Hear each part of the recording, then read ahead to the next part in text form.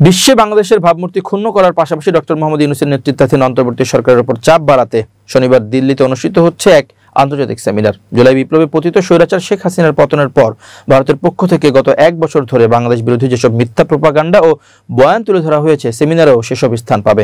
দিল্লি ও ঢাকার একাধিক কূটনৈতিক সূত্র আমার দেশকে এসব তথ্য জানিয়েছেন। রাজনৈতিক এবং আন্তর্জাতিক বিশ্লেষকরা দিল্লির এই অপতৎপরতাকে বাংলাদেশ বিরোধী প্রোপাগান্ডা আখ্যা দিয়ে বলেছেন, দেশে অস্থিতিশীল পরিস্থিতি তৈরি করে পতিত আওয়ামী লীগের পুনর্বাসনের পথ খুঁজছে ভারত। দিল্লি বারবার ঢাকাকে চ্যালেঞ্জ ছুড়বে। এই চ্যালেঞ্জ মোকাবেলায় জুলাই গণঅভ্যুত্থানের পক্ষের সব রাজনৈতিক দলের ঐক্য জরুরি।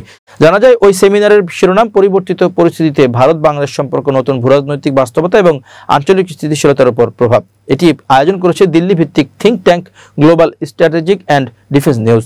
সেমিনারে ভারতের সামরিক বাহিনীর পদস্থ কর্মকর্তা, বিভিন্ন থিঙ্ক ট্যাঙ্কে কর্মরত সামরিক বেসামরিক আমলাদের পাশাপাশি 4 জন বাংলাদেশি রিসোর্স পার্সনও অংশ নিচ্ছেন, যা বিশেষভাবে তাৎপর্যপূর্ণ। সেমিনারে আমন্ত্রিত বাংলাদেশি রিসোর্স পার্সনদের মধ্যে রয়েছেন সিনিয়র সাংবাদিক সৈয়দ বদরুল আহসান, লেখক এবং শিক্ষাবিদ ডক্টর আবুল হাসনাত মিল্টন, জুলাই বিপ্লবের পর পালিয়ে যাওয়া মরক্কোতে নিযুক্ত বাংলাদেশের সাবেক রাষ্ট্রদূত মোহাম্মদ হারুন আল রশিদ এবং ব্যারিস্টার তানিয়া আমির।